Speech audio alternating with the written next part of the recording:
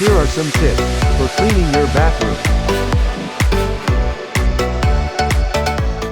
It's nearly impossible to clean any space. If it is quarters, that's why we always talk about the 3-wave system here, and the first wave being tidying and organizing, which includes getting rid of clutter. So in the bathroom, I get rid of everything on surfaces, whether it's on the counter or in the tub. I did put it on the floor outside the bathroom and not allows me to clean the areas that need it most.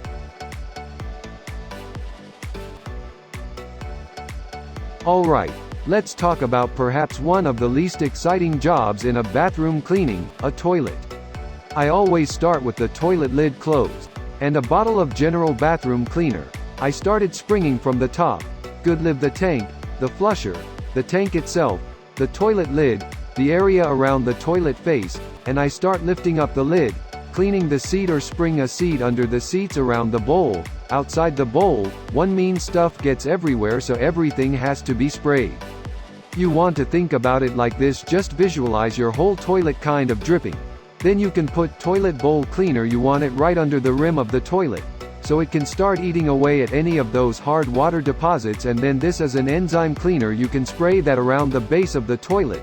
That's going to help break down any urine odors that has set in over time that might be bothering you, so an enzyme cleaner is a great little tip. I like to use paper towel when I'm cleaning the toilet, and I just repeat my steps. So I start right back up at the top, and I'll change out the paper towel as it becomes saturated, and I worked my way through each area that I have sprayed with the cleaner. If there's particularly grimy areas, you might want to get in there with a bathroom-specific cleaning toothbrush. Clean the base in the area around the toilet. Well, it's not the most exciting job to do, really does make a difference, so I would encourage you, if you haven't done it in a while, just to get comfortable with the base of your toilet. You can even use a toothbrush to clean around the basically notices particularly grimy. Now, for that enzyme cleaner, again I'm just using paper towel. I like using paper towel to clean the toilet. That way I don't have to worry about any cross-contamination. And then get your toilet bowl brush and use it. Think about like a toothbrush. You know, you're trying to brush off the plaque when you're brushing your teeth, and it's the same thing when you're cleaning a toilet. You're trying to scrape off any build-up hard water bacteria growing that's built up over time. You're going to start around the top, work your way, swell your way down to the bottom, shake it out. That I always close the lid down the toilet bowl brush, you guys know.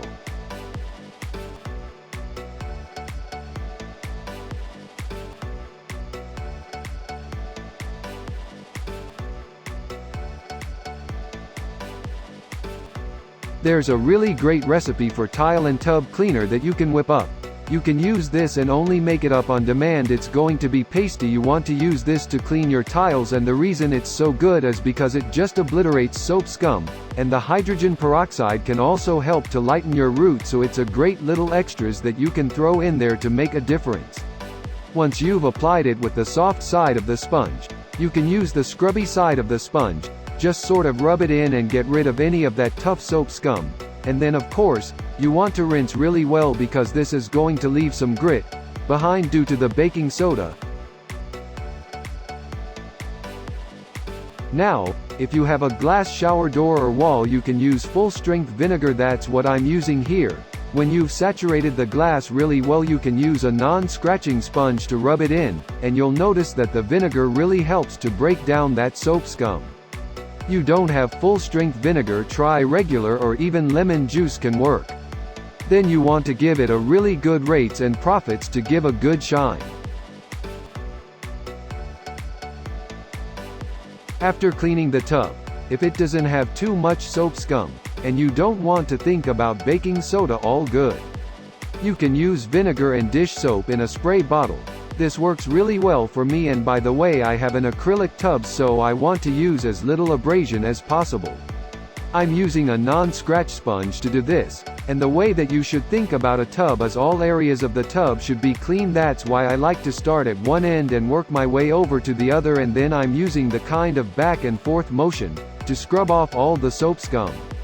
One trick that you can use to check and see if all the soap scum is gone is to drop your sponge and just use your hands to run it along the inside of the tub, or any surface you want to check if you feel any friction. that's going to tell you there is still strokes on there. If it feels nice and smooth, you know that you can give it a rinse and it is clean. Also, don't forget the exterior of your tub that is going to need some love to.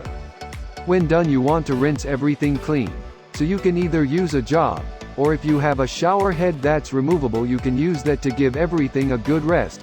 And of course, I always like to finish up by busting everything dry. It just makes the top look so much cleaner. I think mirrors are the easiest thing to clean the bathroom. You just need to get some vinegar up on that new year, and then you can use a flat weave microfiber cloth to give it a good buff down. I love using these on yours because they don't leave streaks, whereas if you're using a figure towel with the terry weak, you're going to notice streaks. Here, when I'm cleaning the sink, I'm sprinkling a little bit of baking soda, and after I've sprayed it without vinegar dish soap combo leading, that's it, and the baking soda just kind of helps break down any extra dirt, so I like using a toothbrush to kind of get into the edges and do some details again. This is a bathroom cleaning specific toothbrush that I don't use on toilet, so you have to collect a few old clean toothbrushes and know which ones that you're using. Then I like to use a microfiber cloth to kind of give everything a good white. I find a microfiber cloth is pretty helpful. Clean the sink because it allows me to cover large surface in a short period of time. And it also helps to pick up any of those crazy pesky hairs that get stuck in the sink. The countertops, I would recommend using an appropriate cleaner for the surface that you are cleaning. In this case, this is a marble counters, so I'm going to ensure that I'm not using anything with vinegar in it that could potentially ruin it. So your spring down the counter, as well as your faucets, use a microfiber cloth. This probably doesn't need anything too fancy, or assuming you're staying on top of your counter as fairly regularly.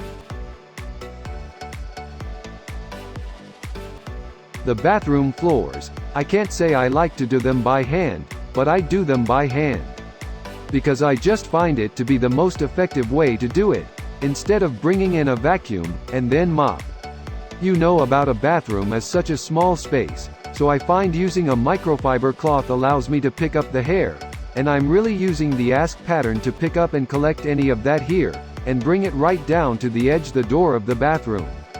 You can see I worked my way out, and then I kind of do one final sweep of the cloth, and I take that right over to the sink in the laundry room, give out a wash, and I use all-purpose cleaner when I'm clean the floor.